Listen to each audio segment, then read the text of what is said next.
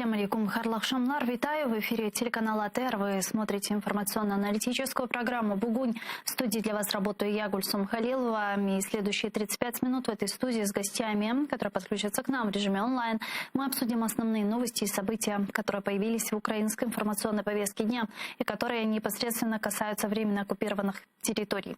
Я напомню, что мы работаем в прямом эфире. На экраны ваших телевизоров режиссеры периодически выводят номер телефона. Вы можете звонить к нам абсолютно бесплатно по Вайберу +3 8067 63 46 130, а также можете присоединяться по скайпу atr.tv. Это наш адрес. Звоните, задавайте ваши вопросы. Нам важен ваш голос. Не забывайте подписываться на наш YouTube-канал. Там мы вещаем как в онлайн-режиме, так выкладываем самые интересные фрагменты из наших эфиров. Выкладываем практически все наши программы в записи. И поддержать Первый крымско-татарский вы можете, подписавшись на наш Patreon. Ссылку также на экраны периодически выводят режиссеры. Можете проходить по этой ссылке, которую видите сейчас, выбрать уровень поддержки и стать частью большой крымско-татарской семьи АТР. Это поможет нам продолжать работать на непростом информационном фронте. А этот блок я бы хотела начать с следующих актуальных новостей. Сегодня президент России Путин дал пресс-конференцию, где ответил журналистам на несколько вопросов. Там Путин озвучил очередные требования к Украине, и в первую очередь он просит признать волеизъявление людей в Севастополе и в Крыму. Украина не должна вступить в НАТО. Киевские власти должны сами отказаться от вступления, решить проблему Донбасса путем переговоров, но это уже не актуально, сказал Путин. И самый главный пункт, он говорил о необходимости демилитаризации Украины. Также Путин сказал, что Минских соглашений уже нет, так как они признали так называемые ДНР и ЛНР, а признали они в границах Луганской и Донецкой областей юрисдикцию так называемых ДНР и ЛНР. Я напомню, что вчера поздно вечером президент России выступил с обращением к российскому народу, где объявил о том, что Россия признает так называемые прокси-режимы ДНР и ЛНР. Следом подписал указ о признании. Сегодня этот указ ратифицировала Госдума России. Президент Украины Владимир Зеленский сразу вчера после обращения Путина записал обращение к украинскому народу в 2 часа 00 по Киеву. Вот что он сказал. Як тільки ми побачимо зміну ситуації, як тільки ми побачимо зростання ризиків, ви будете про все це знати. Зараз немає жодних причин для хаотичних дій. Зробимо все, щоб так і було надалі. Ми віддані мирному і дипломатичному шляху. І будемо йти ним і тільки ним. Ми на своїй землі. Ми нічого і нікого не боїмось. Ми нічого і нікому не винні. І ми нічого і нікому не віддамо. І ми в цьому впевнені. Бо зараз не лютий 2014 року, а лютий 2022. Інша країна, інша армія, одна мета – це мир. Мир в Україні. Слава Україні! Министерство иностранных дел Украины направило президенту запрос о разрыве дипломатических отношений с Российской Федерацией. Об этом заявил президент Украины Владимир Зеленский сегодня на пресс-конференции. Вот его цитата.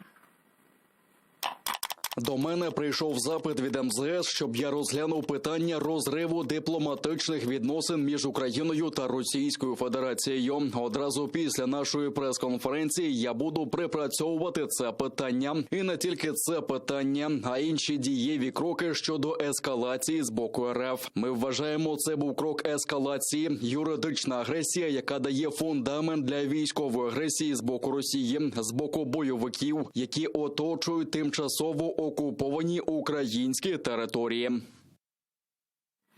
Министр обороны Алексей Резников заявил, что после слов российского президента Путина теперь весь мир знает то, что украинцы знали на протяжении последних 8 лет.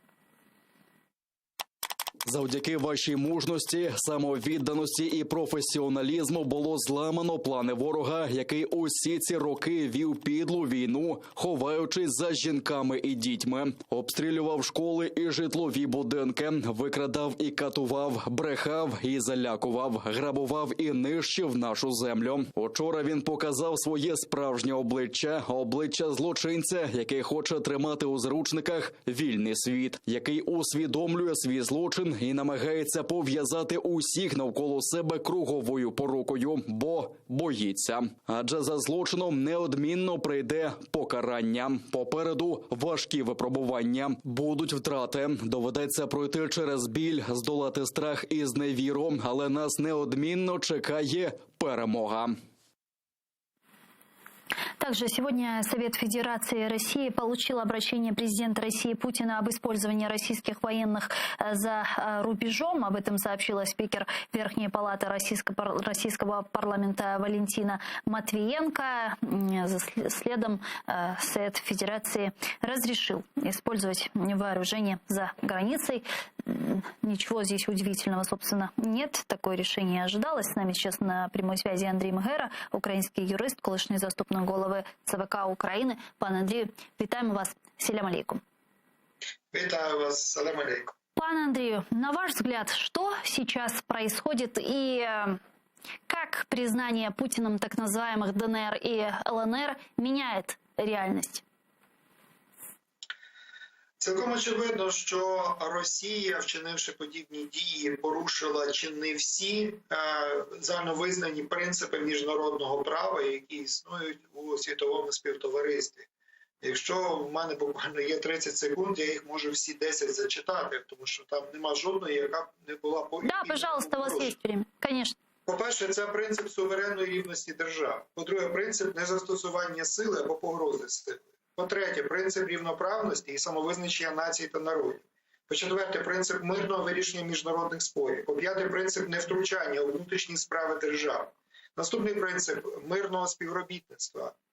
Ще один принцип – принцип сумлінного виконання міжнародних зобов'язань. І останні три принципи – принцип непорушності кордонів, далі принцип територіальної цілісності держав і останній 10-й принцип – принцип загальної поваги і захисту прав людини. Як ми бачимо, всі 10 принципів є Російською Федерацією грубо порушені. Да, правда. Це держава фактично злочинна з точки зору міжнародного права. Но в таком случае будет ли это расценено со стороны наших западных партнеров как очередное дальнейшее вторжение Российской Федерации в Украину, что в принципе должно в таком случае повлечь за собой те адские санкции, о которых предупреждали как Соединенные Штаты Америки, так и весь коллективный Запад на протяжении последних 2-3 месяцев? Я думаю, що вже є всі підстави для, принаймні, початку застосування цих так званих пекельних санкцій, які обіцяли, зокрема, з боку адміністрації Сполучених Штатів Америки.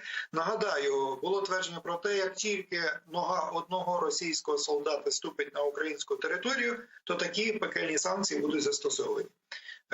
Як відомо, 2 укази президента Путіна, пункти 4 цих указів передбачають взаємодію Міністерства оборони Російської Федерації на території так званої ДНР і ЛНР.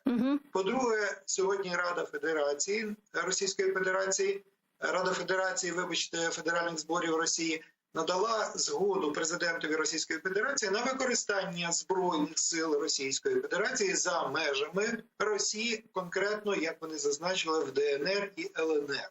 А це Донецька і Луганська області України. Суверенна частина території України визнана міжнародним співтовариством.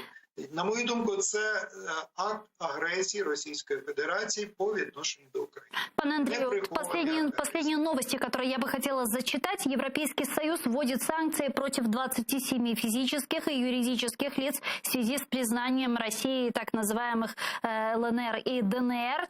351 депутат Госдумы, проголосовавший за независимость Донбасса, включен в черный список Европейского Союза. Также Европейский Европейский Союз принял решение ограничить доступ России к финансовому рынку и рынку капитала Европейского Союза. Также известно, что сегодня Борис Джонсон объявил о том, что Великобритания вводит санкции против 5 российских банков, а также 3 олигархов России, в том числе и братьев Ротенбергов. Насколько вот эти санкции, выше озвученные мной со стороны Европейского Союза, и санкции Великобритании, а также указ Байдена серьезно и эффективно могут ударить по России? Насколько это серьезные санкции, на ваш взгляд?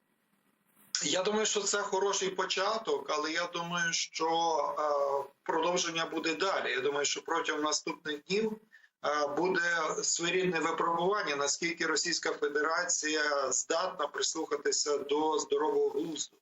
Відверто кажучи, я сумніваюся і скептично ставлюсь до того, що на Російську Федерацію можуть діяти якісь переконання, умовляння, якийсь здоровий глузд. Я думаю, що вони розуміють лише силу, і вони розуміють лише рішучі дії з боку міжнародного співтовариства. Зрозуміло, що Україна зможе чинити опір Російській Федерації лише за умови підтримки з боку Сполучених Штатів, Великої Британії, Франції, Німеччини і усіх держав, цивілізованих держав світу.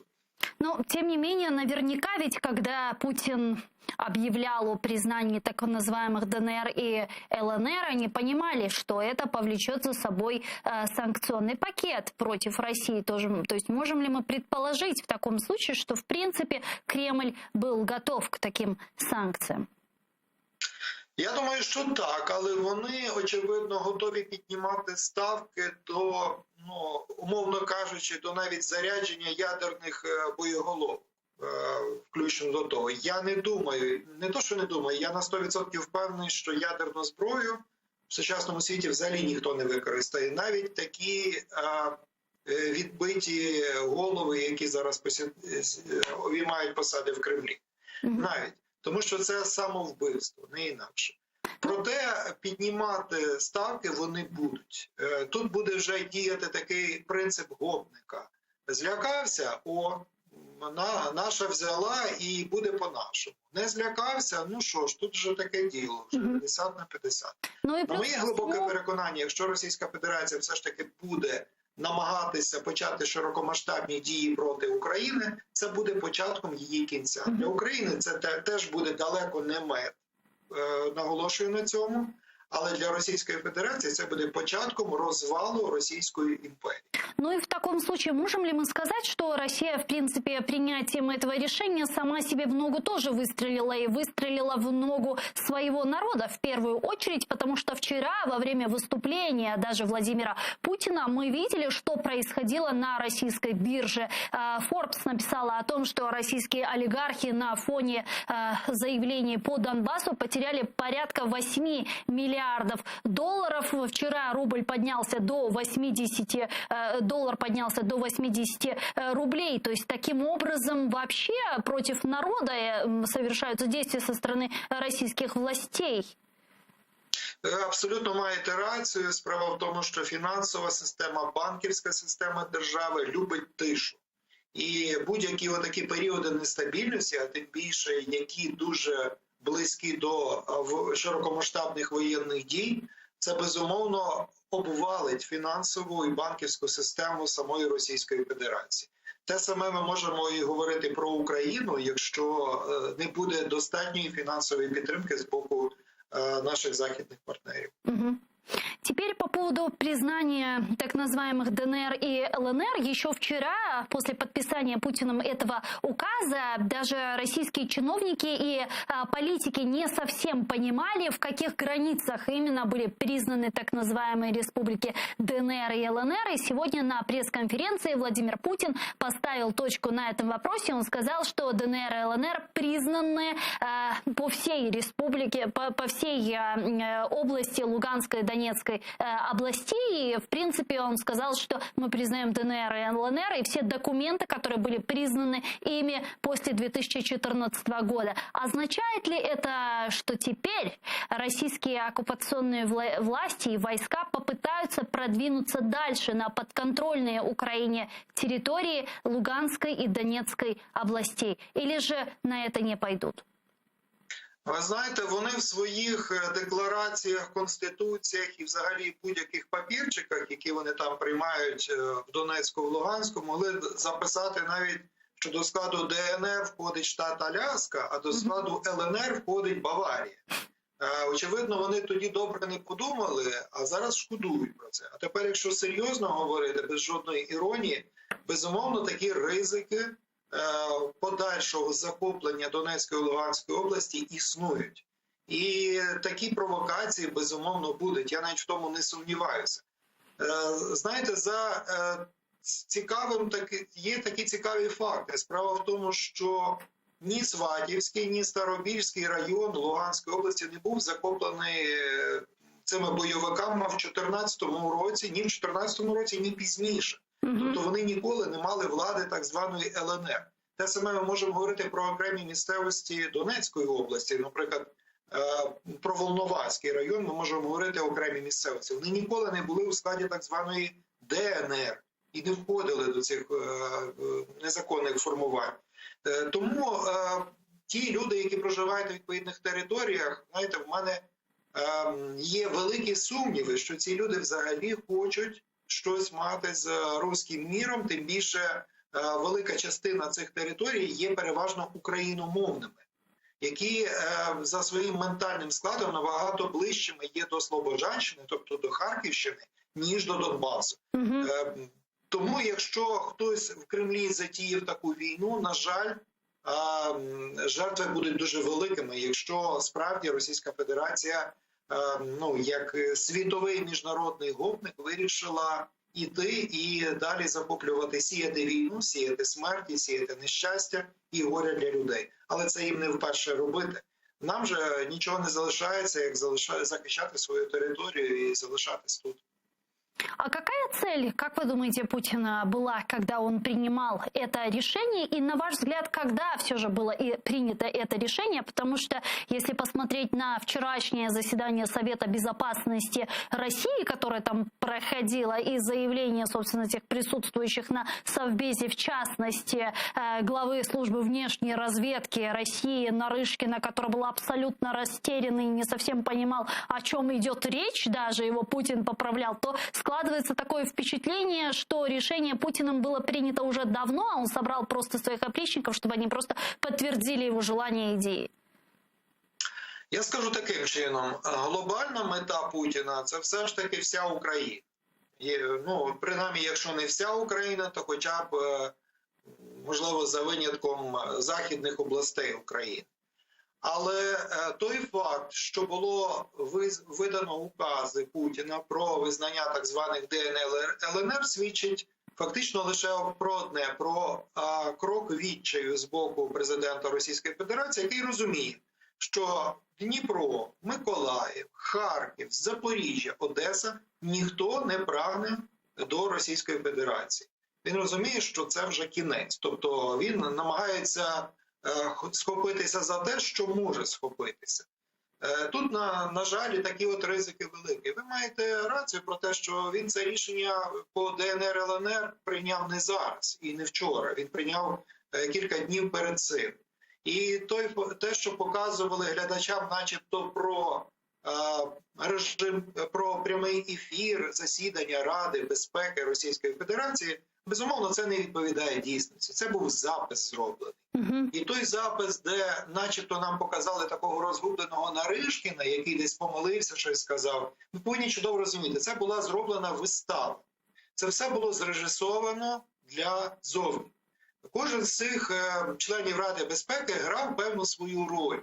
І один якось показував невпевненість, другий начебто забагато говорив. Але все це було безпосередньо зрежисовано. Якщо б було там щось зайве, повірте, в режимі запису щось можна було повитирати. Наприклад, я досі не знаю, чому немає виступу Генерального прокурора Російської Федерації, з яких причин?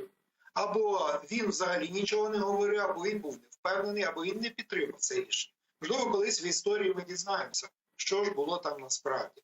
Але те, що це було зрежисоване, у мене жодних сумнівів не викликає. А как вы думаете, когда было принято это решение Путиным? Потому что еще 2 недели назад министр иностранных дел России Сергей Лавров в своем интервью иностранным СМИ, а также пресс-секретарь Путина Песков говорили о том, что и речи не может быть о признании так называемых ДНР и ЛНР, потому что это будет означать выходом из Минских соглашений, а мы все-таки ориентированы на имплементацию и на необходимость реализации Минских соглашений. Или это тоже все было просто фарсом? Я думаю, що 2 тижні тому вони, принаймні, ще не мали повного пакету документів по цьому. Можливо, якісь ідеї вже були з цього приводу, але якесь остаточне рішення вони цілком очевидно вже десь ухвалили приблизно тиждень тому. 5-7 днів тому вони точно його вже ухвалили і готували відповідні документи. Тому що такі важливі документи, як оці договори, їх неможливо за 1-2 дні якісно зробити. Хоча й там ляпи є. Наприклад, в договорі Російської Федерації з так званою Луганською Народною Республікою зазначено, що 2 договірні сторони об'єднують зусилля щодо боротьби зі злочинністю на різних видах транспорту, зокрема на морському транспорті. Ну, будь-хто, хто знайомий з географією, чудово знає, що Луганська область не має виходу до моря. Тобто є навіть очевидні ляпи, які вони допустили в цих документах. Але ви праві в тому, що справді такі документи вже були завчасно підготовлені. Вони не писалися уже з колін, там, вчора чи позавчора. По поводу Минских соглашений здесь у меня есть еще несколько вопросов, потому что сегодня Путин также на своей пресс-конференции сказал, что Минских соглашений уже нет, так как мы признали ДНР и ЛНР, это его цитата. В Украине украинские чиновники, украинские политические деятели также сказали о том, что признание России прокси-режимов означает выходом, односторонним выходом России с Минских соглашений. В частности, об этом говорится в заявлении народных депутатов Украины по итогам заявлений Путина. Как вы думаете, это для нас вообще хорошо или плохо? В этом есть для Украины плюсы или нет? Самі Мінські домовленості, я би їх навіть не називав угодами, вони не є міжнародними договорами в розумінні Віденської конвенції 1969 року. Вони не реєструвалися в ООН і ще багато чого не робилося з цим. І не були ратифіціровані, кстати, ні одним парламентом. Ну, насправді не всі міжнародні договори підлягають ратифікації, але разом з тим це не є в розумінні конвенції міжнародний договір. Це політичний документ, він несе зобов'язання, але він несе політичні зобов'язання в першу чергу. Той факт, що Путін безпосередньо заявив про втрату чинності цими мінськими домовленостями, це дуже важливий сигнал для світу. Світ повинен зрозуміти, що не Україна вийшла з цих мінських домовленостей, хоч як Україні було неприємно в них перебувати. Це зробила сама Російська Федерація. Зробивши такий крок, Російська Федерація є винною стороною, яка зірвала цей мирний переговорний процес. Що для України? Плюси чи мінуси, ви мене запитували. Як на мене, тут є і плюси, і мінуси. Плюси полягають в тому, що Україна більше не має жодних зобов'язань за цими мінськими домовленостями. Тобто вносити зміни до Конституції, приймати якісь закони, там, проводити вибори і так далі. Цього всього Україна вже більше не має. Разом з тим, які існують мінуси, це певні ризики. Ризики, які, зокрема, пов'язані з тим, що Російська Федерація може спробувати захопити іншу частину Донецької області, іншу частину Луганської області, які на сьогоднішній день перебувають під контролем української влади. ось такий ризик на сьогоднішній день він залишається. Но, с другой стороны, мы ведь все понимали, что Минские соглашения и, собственно, все переговорные процессы вокруг Минских соглашений – это просто игра в процесс. И все понимали, что Минские соглашения в том или ином формате, в той или иной интерпретации, даже в украинской интерпретации, не очень-то и хороший итог бы дали для Украины. И, в принципе, это было бы конфедерация, можно сказать, в нашей стране по імплементації. Я з вами погоджуюся. Справді виконувати ці домовленості не можна було Україні, і Україна робила все від себе залежне для того, аби довести, що ці мінські домовленості були підписані під примусом.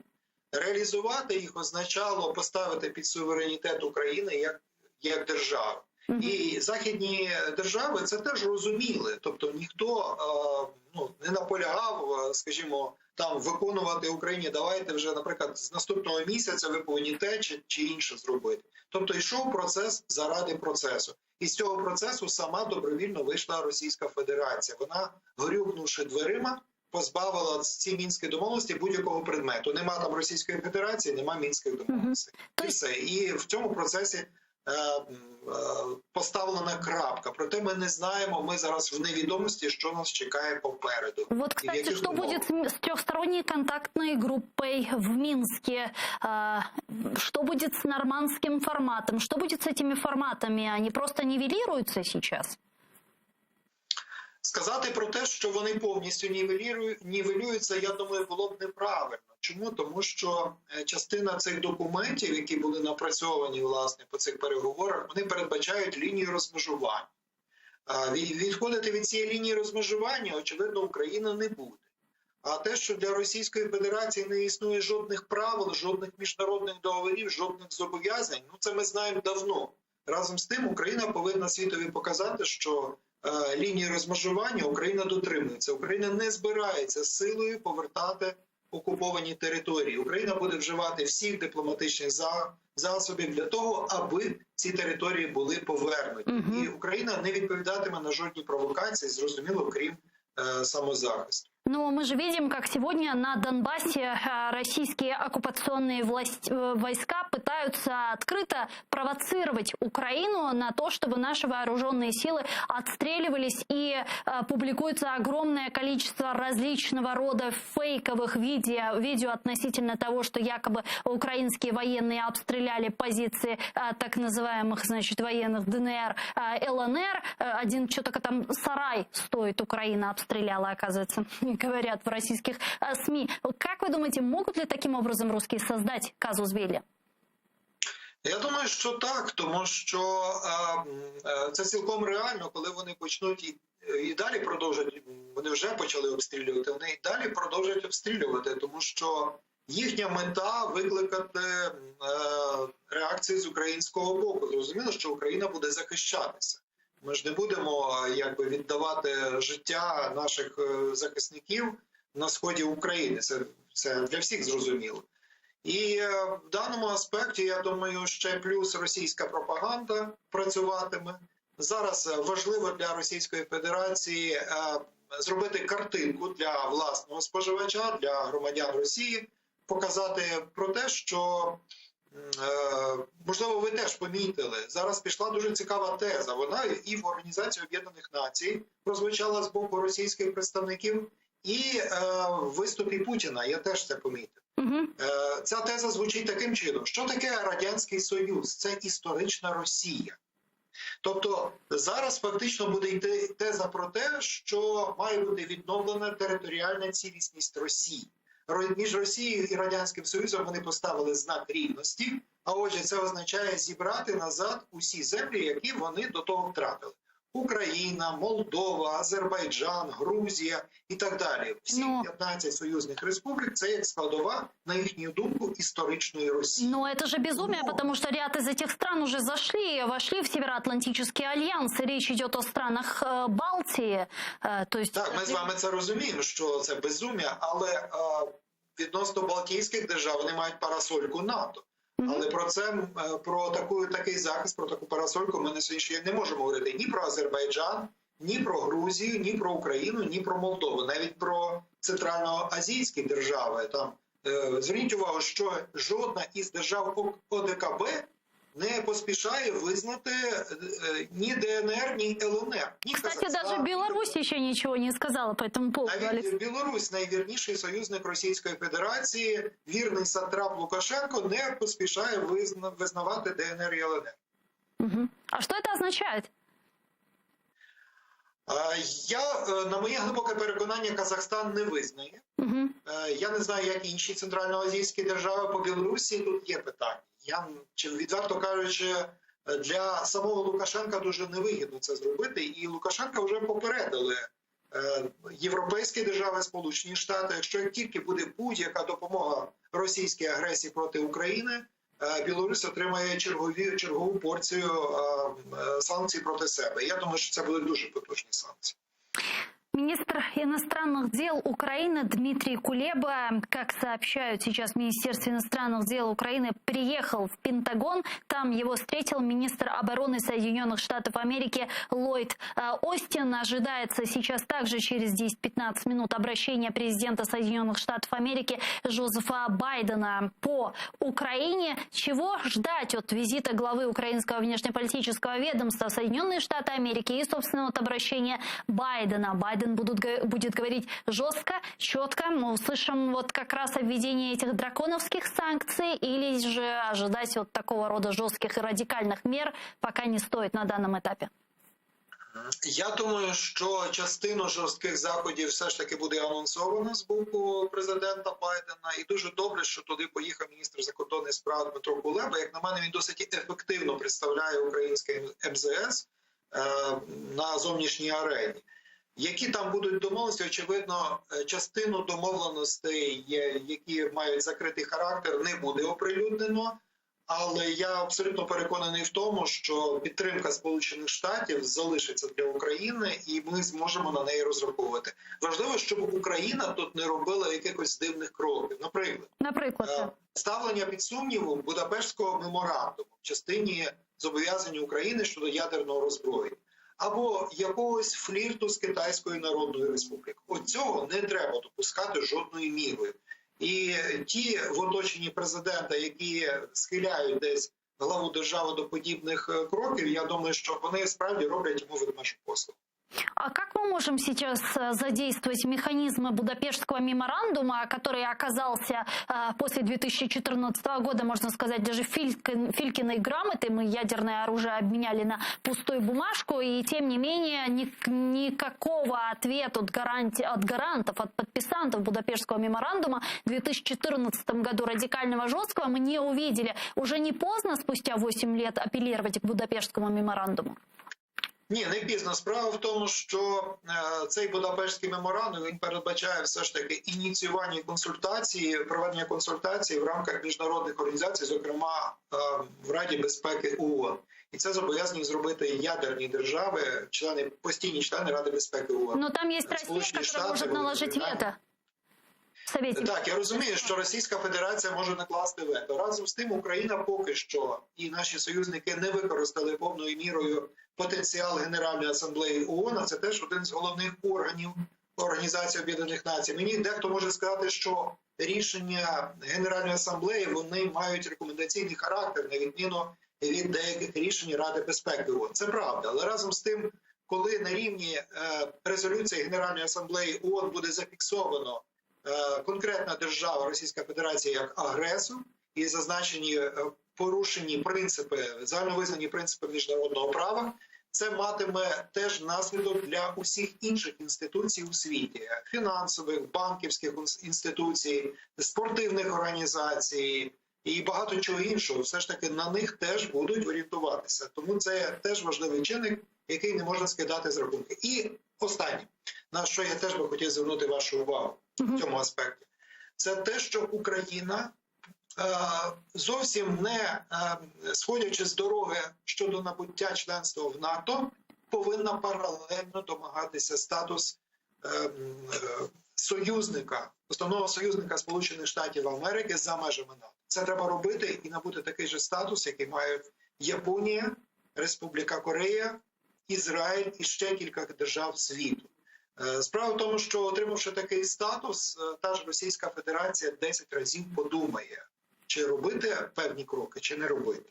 Ну, вона, на жаль, інших якихось таких дій не розуміє. Но ведь, с другой стороны, пан Андрей, такой статус был и у Афганистана.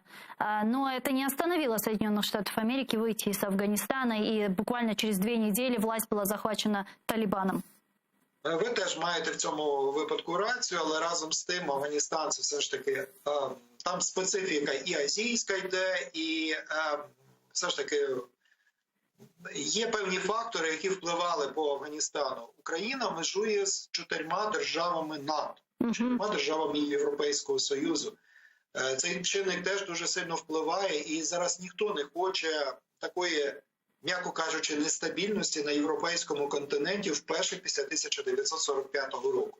А світ розуміє, що він на порозі великої війни. Якщо він не зупинить агресора, то наслідки можуть бути досить плачевними. І тут однією Україною не обмежиться. Якщо НАТО не захоче воювати в Україні, вони будуть воювати в Балтії. Я думаю, що коли в них вибору не буде, вони все ж таки змушені будуть вживати якихось заходів. Те, що на сьогоднішній день здається для нас фантастичним, я думаю, що через деякий час воно вже не буде видаватися таким нереальним. Дякую вам дуже, пане Андрію. Чохсагун, что нашли время, подключились к нам в эфир, ответили на наши вопросы. Андрій Мегера був з нами на прямому зв'язку. Український юрист, колишній заступник голови ЦВК України. А я с вами не прощаюсь, мы сейчас прерываемся на 5 минут. Далее эфир продолжит информационно-аналитическая программа, информационная программа «Заман». Также ожидается выступление президента Соединенных Штатов Америки Джозефа Байдена, которое мы покажем в прямом эфире. Оставайтесь с Первым крымско-татарским, не переключайтесь. Корушкенчик.